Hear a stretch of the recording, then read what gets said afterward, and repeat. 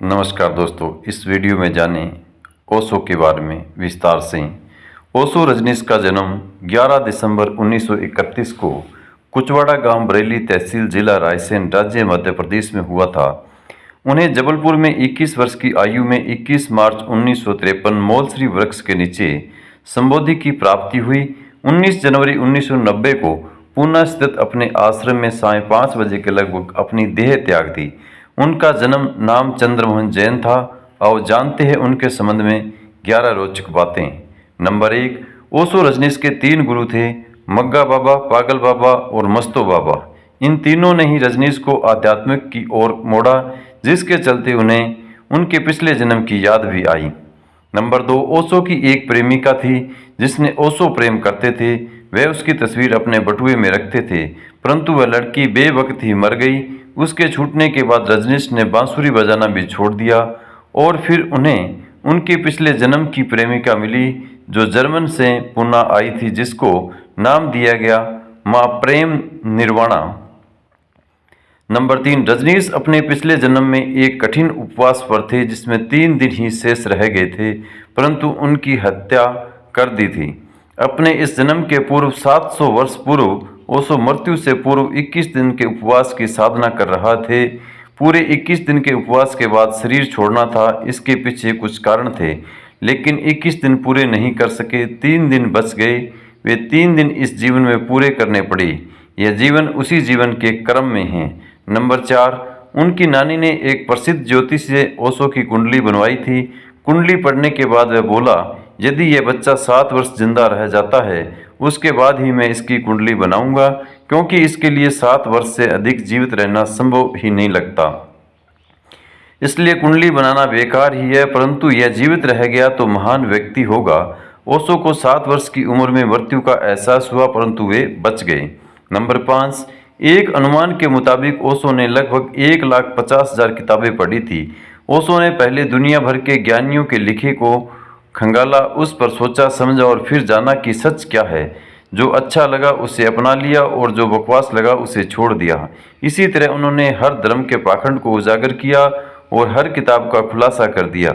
उनकी फेवरेट किताबों की लिस्ट को देखना चाहिए। इन किताबों में से 3,500 किताबें ऐसी है जिन्हें पढ़ने के बाद ओशो ने उन पर साइन किए और एक रंगीन पेंटिंग बनाई। इसमें से भी 160 ऐसी किताबें थी जिसने उसे सबसे अधिक प्रभावित किया। नंबर 6, ओशो ने कहानी, कविता और पत्रों के अलावा कभी कुछ भी नहीं लिखा। बाजार में जो भी किताबें उपलब्ध है वे सभी उनके कहे गए प्रवचनों को लिपिबद्ध करके जारी की गई है।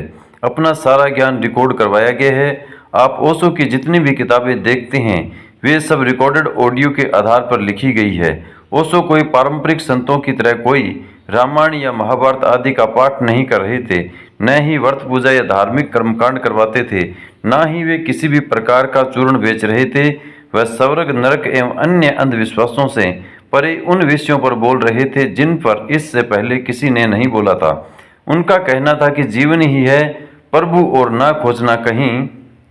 नंबर 7, ओशो ने दुनिया भर के साहित्यकार, फिल्मकार, संगीतकार, धर्मगुरु, अभिनेता, राजनेता और दार्शनिकों को प्रभावित किया है, परंतु इनमें से इक्का दुक्का ही हो जो इस बात को ईमानदारी से स्वीकार करते हैं। इन लोगों की लंबी लिस्ट है। ओशो के विचारों के कारण दुनिया के सभी क्षेत्रों में वैचारिक क्रांति दिखने को मिलती है। नंबर 9, साल 1981 से 1985 के बीच ओशो अमेरिका में रहे। यहाँ उनके शिष्यों ने ओरेगोन राज्य में 64,000 एकड़ जमीन खरीदकर उन्हें वहां रहने के लिए आमंत्रित किया। इस रेगिस्तानी जगह में ओशो कम्यून खूब फलने फूलने लगा। यहाँ करीब 5,000 लोग रह रहे थे। यहाँ महंगी गाड़ियाँ, रोल्स रॉयस कारें, डिजाइनर कपड़ों की वजह से वे हमेशा चर्चा में रहे। ओरेगोन में ओशो के शिष्यों ने उनके आश्रम को रजनीशपुरम नाम से एक शहर के तौर पर रजिस्टर्ड कराना चाहा, लेकिन स्थानीय लोगों ने इसका विरोध किया और अंततः रोनाल्ड रीगन सरकार ने ओशो के आश्रम को उजाड़ने का प्लान बनाया। नंबर 10, अक्टूबर 1985 में अमेरिकी सरकार ने ओशो पर अप्रवास नियमों के उल्लंघन के तहत 35 आरोप लगाए और उन्हें हिरासत में भी ले लिया। उन्हें 4 लाख अमेरिकी डॉलर की पेनल्टी भुगतनी पड़ी। साथ ही साथ उन्हें देश छोड़ने और 5 साल तक वापस न आने की भी सजा हुई।